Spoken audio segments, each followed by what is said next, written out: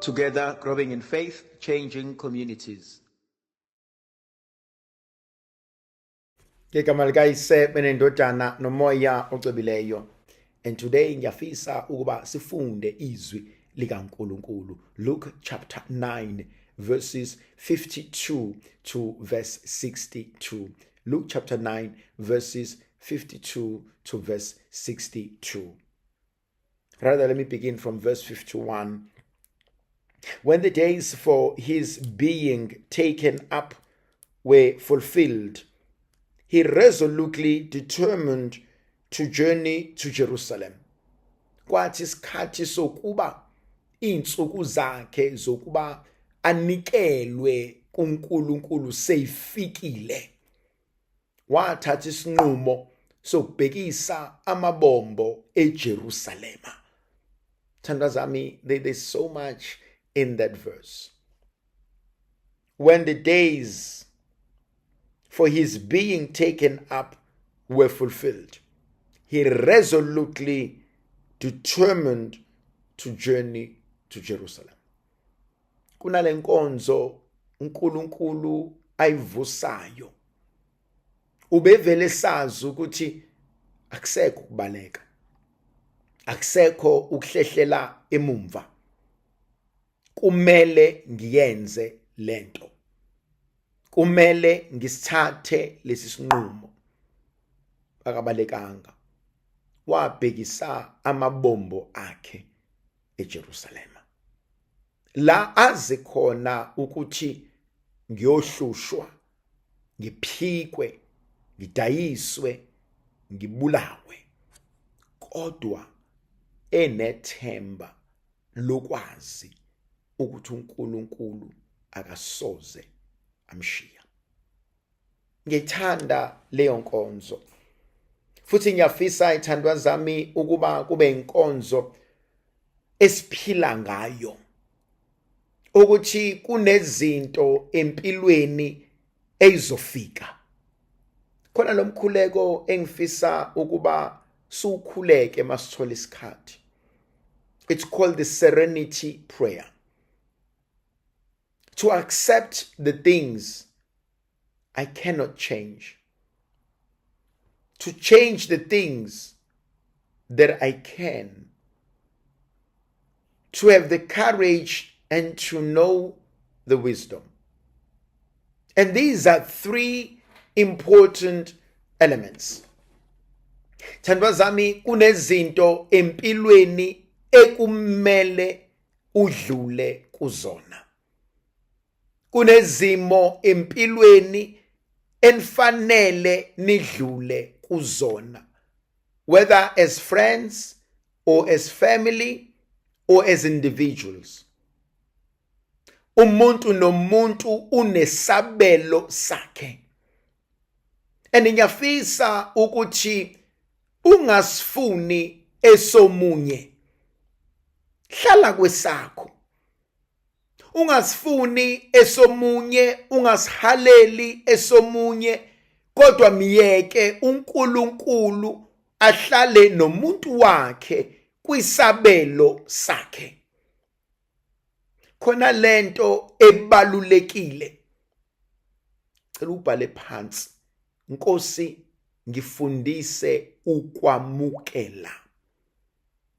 And that is powerful. It's a powerful prayer. Nkosi, ngifundise ukwamukela. To accept the things I cannot change. Yabona thandwa zami, I cannot change ukuthi ingane yami yomqala umfana. Or ingane yami yokuqala intombazana. I cannot change that. It's a fact. It's the truth. Whether ngangifuna uNkulunkulu angibusise mina ngabafana bodwa noma ngamantombazane wodwa, angeke ngikwazi ukukushintsha lokho. And khona into engifuna ukukhuluma ngayo. Uma uhluleka ukwamukela, you are frustrating yourself, you are frustrating the process. Uyabona ithandwa zami, kunalento ebalulekile empilweni. Ubobona ingane uma uyisa kadokotela noma emtholampilo. Lengane uyisa laphana ngoba iyagula. Ebese kuthiwa hayi ngoba uyagula sicela ukuthi simjove. Ayingane yopringana laphana, ingane yopringana laphana, ibona unesi, ibona udokotela, iyasaba manje ingane, siyakhala manje ingane, bakucele kahle ukuthi baba ma sicela usibambele yena khona engeke alimali. Nawe kusuyombamba keke kodwa iyapringana ingane, but you soon realize ukuthi lento engiyenzayo mntanami ngiyenzela wena, ngiyenzela ukuthi ube ngcono. Kodwa ingane at the moment ipringana, ayiqondi, ayazi. Ingane ekhaya ayilali, yagula and yapringana. And so the more ingane i-delaya lento, the more ingane ingayamukeli lento, ingane is delaying the process yokusinda kwayo. Ngiyafisa ithandwa zami ukuthi uNkulunkulu asiphe leli gracia. Nkosi ngifundise ukwamukela. Lord, help me to accept the things I cannot change. Because the moment ufunda ukwamukela, you are free. Your spirit is free. The process is free. And uNkulunkulu takes over izimpilo zethu.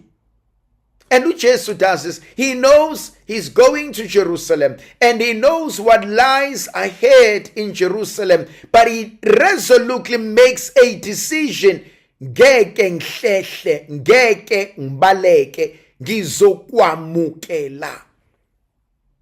Thandwa zami, kunabantu abaseyikweletini, abaphila impilo beyond their means, abaphila impilo yokujabulisa abantu, yok-entertaina abantu, yokupleasa abantu, iyodwa into ebalimazayo, isifo sokuhluleka ukwamukela isimo sabo.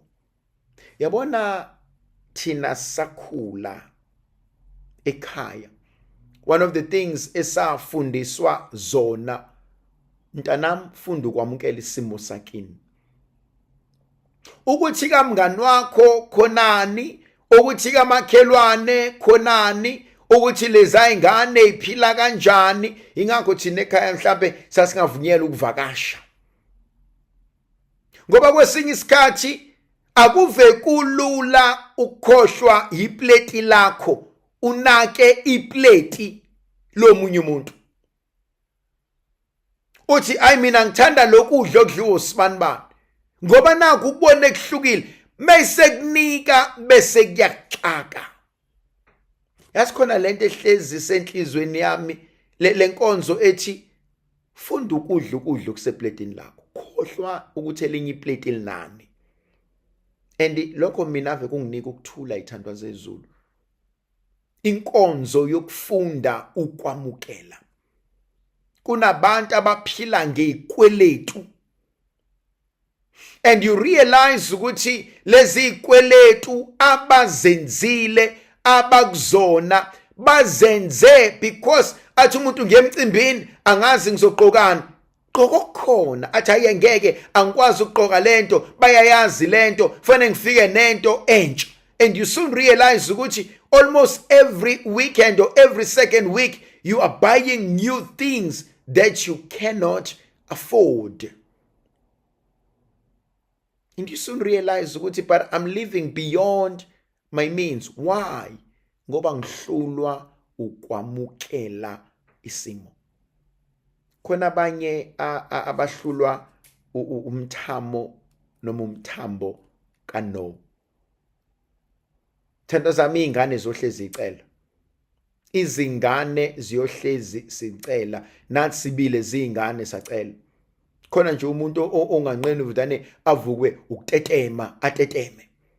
Kodwa uma ungumzali, uma umuntu ofuna into enhle nengcono, omnikeza umuntu yonke into ayicelayo ngesikhathi ayicela ngaso, ngoba kusinga isikhathi amandla wekho noma kuthiwa khona, kodwa uyamfundisa umuntu ukuthi angisoze ngakuthola konke ngesikhathi engikufuna ngaso konke. Wabhekisa amabombo eJerusalem. Khona into engicela ukuyibuza enhlizweni yami. Where are you heading to? Uyaphi? Ngicela ungibhalela ungibuzela lo mbuzo. Where am I heading to? Ngiyaphi? Ngiyaphi ngempilo yami? Ngiyaphi nomndeni wami? Ngiyaphi nabantwana bami? Where am I heading to? Ubobuza abantu abadala uma ubezwa bethi ngaziyaphi leyo nqola? Ngaziyaphi leyo ndlela? Hayi bo mntanami, leyo nto oyiqalayo izokuxaka. Where am I heading to? Yabona ithandwa zami, most yethu ezabantu kunalento esiyaziyo, kunezinto esizenzayo, and we know somehow ukuthi this is spiraling out of hand. This is getting out of hand. And lento engiqale sadlala, lento engiqale ngingayinakile, ngendlela esihamba ngayo izongilimaza. And ngifuna ukuthi ithandwa zami, imoto engenaye umshayeli ingashayisa, ilimale, maqede ilimaze nabanye abantu. Umbuzo engifuna ukubuza ukuthi ubani ophethe noma oshayela impilo yami? There are 3 drivers that you must always be careful of. One of them is anger. Ulaka. Anger can destroy umuntu. Uyabona thandwa zami, ulaka noma anger yenza abanye abantu bavale amehlo. Ayitshela ukuthi usibanibani uyangicasula, usibanibani ungibukela phansi, usibanibani uyang-undermine, usibanibani ngizodila naye. Most of the time abantu abane anger, abanolaka, umuzo omunye ethi yabona, when I get angry I see nothing but red. Lowo muntu mbona engathi uzowela umgwaqo engayiqalazanga imoto ngoba usenenhloso yokuyoqeda ngaloya muntu, and in the process they destroy themselves. Anger is almost likely to destroy abantu. Kodwa izoqala ngami. Ngesabi anger engekho justified. Ngesabi anger that is out of control. Ngesabi anger esi too much. It does destroy. Anger destroys good families. And there are a lot of people who have this anger. And sometimes it stems from our past. Sometimes it stems from our childhood traumas. Sometimes it stems from insecurities. You know, kuma relationships. Kona lento destroy my relationships because I'm insecure. And so I want to control you by anger. And angivuka ngolaka khona abantu abangangeneki. khona abantu ongakwazi ukukhuluma nabo, khona abantu abahlinayo, and le anger yabo, you realize ukuthi kahle kahle uyazi mfethu into eqede uthando ebenginalo ngawe ile anger yakho evidani phakame nje esikhaleni isilimaze sonke, ubu happy out of the blue usunje.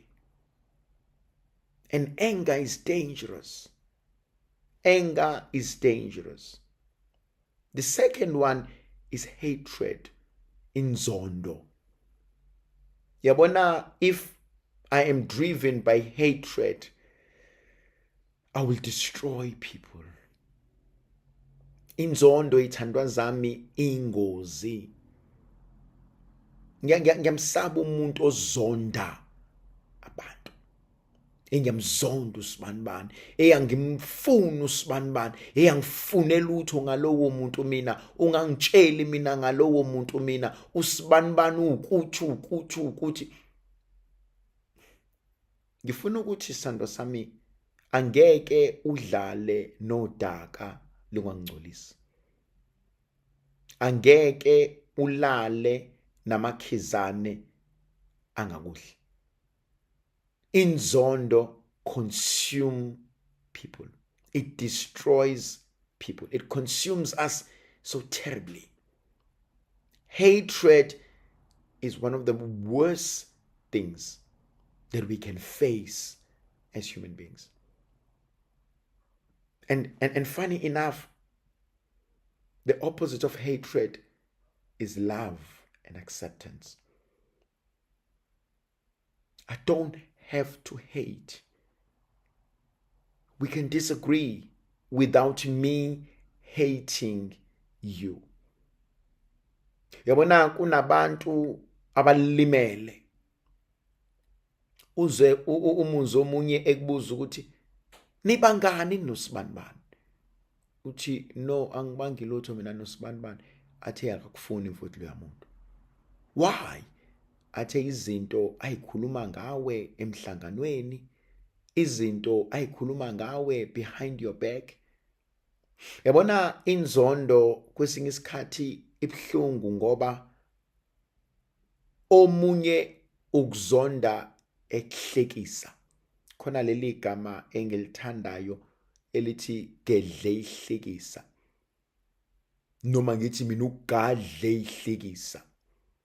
Ngoba uyagadla nje akushaye kodwa ekuhlekisa. And uyingozi umuntu. Ngeke ngiyibuke lento mina ayithandwa zami in different elements. We call them frenemies. Mina ngiyitshela ukuthi umngani. O mina ngiyitshela ukuthi si-civil nalo muntu. Mina ngiyitshela ukuthi ayusibanibani si right naye. Kanti usibanibani unento akuzondela yona. Now into ebhlungu ngaleno, mhlawumbe omunye wamlimaza. Kodwa wena awazi, kodwa wena awusakhumbuli, kodwa wena kade wadlula. Uyingozi umuntu onamagqubu. Uyingozi umuntu who holds grudges. Uyingozi. That person is dangerous. That person is like a venomous snake. Ngoba at any given time methola ithuba uyokubulala. Khona abantu, go back to Ivangeli likaMateyu chapter 14. Look at Herodias, the wife of Philip and Herod. That woman is a nyoka and a half. That woman was ruled and governed by hatred for John. Why?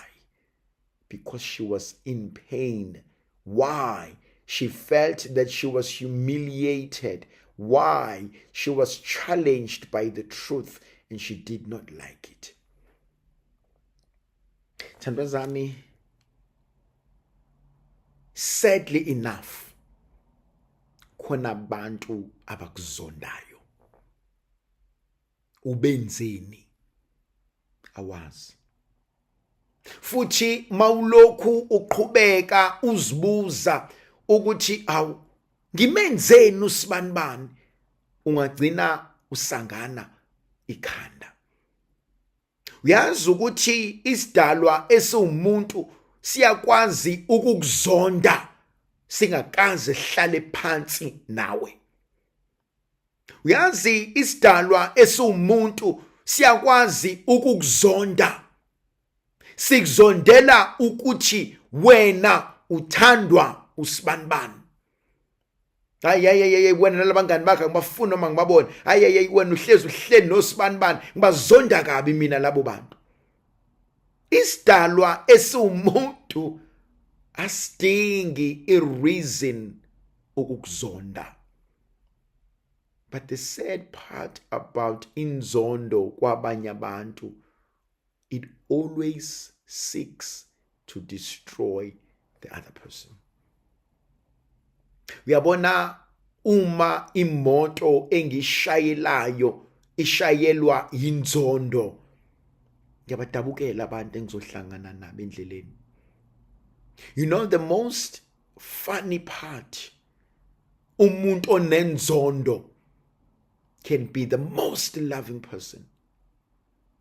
Uthola ukuthi usibanibani ave emthanda ngenhliziyo yakhe yonke and omunye umzonda ngenhliziyo yakhe yonke, and that's where the crux for me stays, ukuthi inzondo nothando can coexist in one person, and that is sad. That is sad. Kunabantu abakuzondayo. Yazi kunabantu abangakhuluma benza izinto abazikahle kamhlophe ayizona iqiniso, kodwa because bayakuzonda bakwenza lokho. The first driver is anger, the second one inzondo, the third one is envy, umona. Thandwa zami, uyingozi umona. Kahlehle umona isilwane. Umona isilwane. And it's one of the things afanele sizame ukuyibalekela. Umona isilwane. Wethandwa zami, uyazi angifuna ukusounda bad, kodwa uyazi abangani whether abesilisa nabesifazane, kodwa nje angeke ngenze example ngabesifazane. Uyazi akanqena umngani wakho ukukuvakashela athathe lento oyigcoba ebusweni ayifake ama-chemicals thizeni ngoba unomona ngesikhumba sakho esihle. I'm not sure noma uyayizwa into engishoyo. Umngani wakho akuvakashele azohlala nawe for a weekend, for a night, athathe lento igcoba ebusweni ayifake ama-chemicals ngoba unomona ukuthi wena you've got beautiful clear skin. Uyoba nama breakout, uyolimala ubuso, uyoba yinto ehlukile, uye kodokotela, abanye bazama ukuthi no until mhlawumbe kuze kube khona oyedwa othi awungikhombisa into oyigcobayo. Makhona ke mhlawumbe ke osenengqondo enobuhlakali athi ngiyayazi nje le product why ingasasebenzi kuwena, athi asike soyitesta, and only to realize there is a foreign agent bathi abayenzayo asifak thina le agent, and you realize ukuthi ubuso bakho ibona obulinyazwe obumethemba. Thandwa zami, let me give another example. Mina ngiyasaba lesisilwane ekuthiwa umngani. Ingakho ngihlezi ngibabalekela nje o best friend nayo yonke lento. Ngincamela o true friend. Uyazi ungathola ukuthi ninonkosikazi wakho nabantwana bakho noma nomyeni wakho nabantwana bakho are living so well. Everything is so beautiful. Angiphiki niyaxabana njengemndeni yonke, niba nama misunderstanding, but you are just a loving family. It is not toxic. You are a loving family. There is growth and you are more happier than sad. Bese kuba khona umngani nje, umngani. Kube khona nje umngani, kube khona nje usisi, odade wenu, ubhuti, omfowenu. Kube khona nje oyedwa othi base bangicika nje laba. Baze bathandana nje laba, baze banesicefe nje laba, othi ngiba destroy mina. Abe nyoka. Thandwa zami, umona uyisilwane. Umona uyisilwane. And you soon realize ukuthi what used to be a happy family is now being destroyed by your own sister, by your own mother, by your own friend. And maunganakile ningagcina senihlukene. Maunganakile ningagcina senizondana. Mumbuza, sibanibani ukwenzeleni ukuthi hayibo why wena uhlezi uhappy? Hayibo nani njalo nihlezi nisichomela ngalamadodeni, nihlezi nisichomela ngalamakhosikazeni. Bengifuna ukukhombisa ukuthi ke lo muntu ochoma ngaye ke nathi siyakwazi ukumthola. Hey thandwa zami, abantu sidalwe siwumuntu siyingozi, sidalwe siwumuntu sinobulwane, sidalwe siwumuntu masingazani noNkulunkulu. Hey kukhuni ukuthi sishintshe. Umuntu ingozi, umbuze ngobuzile ukuthi uyapi? Where are you going? Where are you heading to? Le moto hamba ngayo ishayelwa ubani? uJesu has made a resolution. He is going up to Jerusalem. And in a mission, une goal, une purpose angmele ayoyenza. Umasamba siya ku verse 52. And he sent messengers ahead of him. On the way, they entered a Samaritan village to prepare for his reception there. But they will not welcome him because the destination of his journey was Jerusalem. And when the disciples James and John saw this, they asked Jesus, Lord, do you want us to call down fire from heaven to consume them? Jesus turned and he rebuked them and he said, no. And they journeyed to another village. Khona iphuze ngicela ukuya kulona, ngicela ungibhalele lona.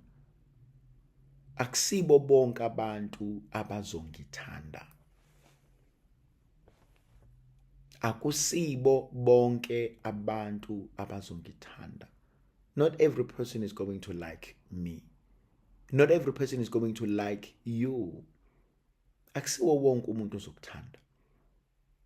And thandwa zami, ingane kuphela efuna ukuthandwa. Ingane kuphela esa trauma tantrums. Akangithandi mina usibanibani, akangikhulumisi mina usibanibani, abafuna ukudlala nami usibanibani. Zingane kuphela leyo nto kahle hle fanele yenziwe zingane zase crash, izingane zase primary, izingane isafunda lapha ukuthi hayi mina mama abafuna ukudlala nami laba, hayi mina misi abafuna ukwenza izingane, kodwa not umuntu omdala, not umuntu no. Ayithando zami ngeke. But iproblem yami basakhona abantu abadala abanjalo. Abangithandi mina abantu, abangithandi mina emzini, azingithandi mina izingane zami, akangithandi mina umyeni wa. Akusiwo wonke umuntu ozokuthanda. It's the sad truth. It hurts, but it heals. It heals. Kuyangisiza mina ukwamukela leso simo ukuthi it's okay, mengangithandi, it's your loss. If unqaba ukungithanda, it's your loss. Ongithandayo knows the best part of me. If you refuse, it's your loss. And it's okay. Khona abantu abalinyaza ukuthi osibanibani abangikhulumisi, osibanibani abangifuni, osibanibani abangivakasheli, osibanibani abezi kumina. It is their loss. Start appreciating yourself. Angeke uthandwe ibona bonke abantu, and that is okay. Ngeke uthandwe ibona bonke abantu, and that's fine. Ngizofocusa kulaba nami abangithandayo. Ngeke ngibazonde, no, angibazondi. Kodwa ngizofocusa la I draw life. Thandwa zami, energy does not lie. Energy does not lie. You cannot go around ucela abantu bakuthande. You cannot go around begging people for love. You cannot go around harming yourself because ufuna ukuthandwa. You cannot go around living a destructive life because ufuna ukuthandwa abantu. Learn to love and accept yourself. Pour more into your cup.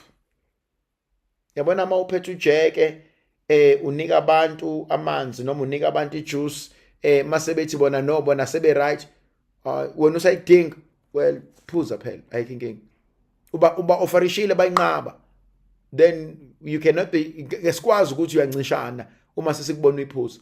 Angithi abalifuna uthando lwakho, pour it into your own self. Pour it into your own self.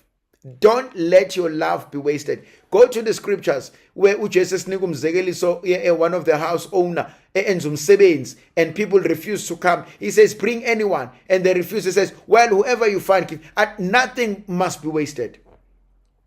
If Sandra Sami, you know you are a lover, you know you love good things, you know unotando, and people do not appreciate your utando lwakho, don't let it go to waste.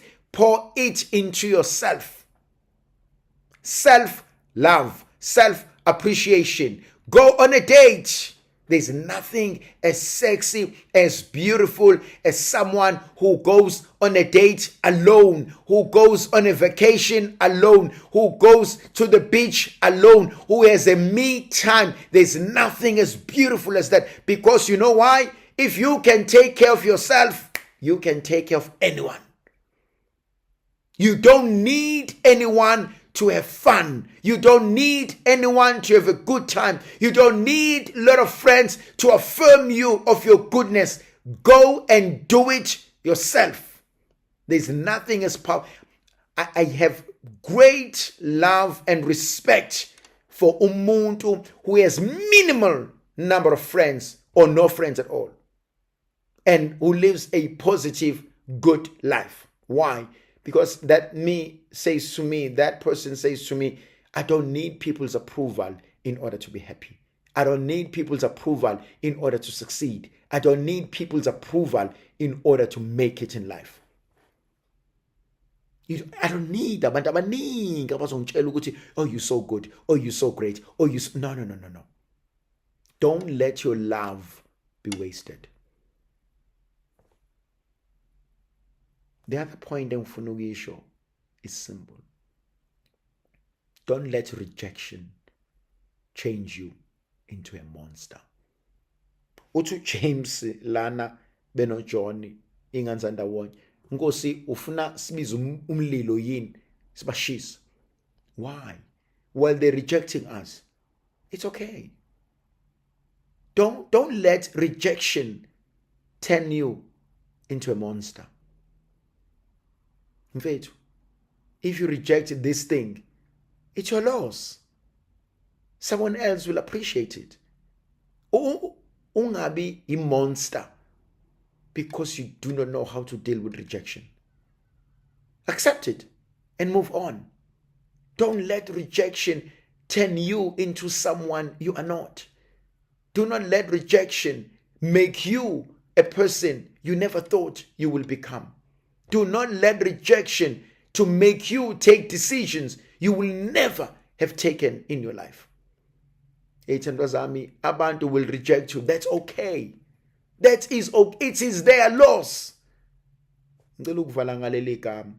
Itshe abalahlile abakhi liphenduke inhloko yegumbi. Write that down for me. The stone which the builders rejected has become a cornerstone. If they reject you now, it's okay. When you come back, you will be a cornerstone. If they reject you now, it's okay. When you come back, you will be a power they can never reckon with. If they reject you now, it's okay. When you come back, you will be something they've never thought you will ever become. Learn to accept rejection and allow it to make you grow. Anibusise uNkulunkulu Somandla. Ngegama likaYise noMoya Ogcweleyo. Amen.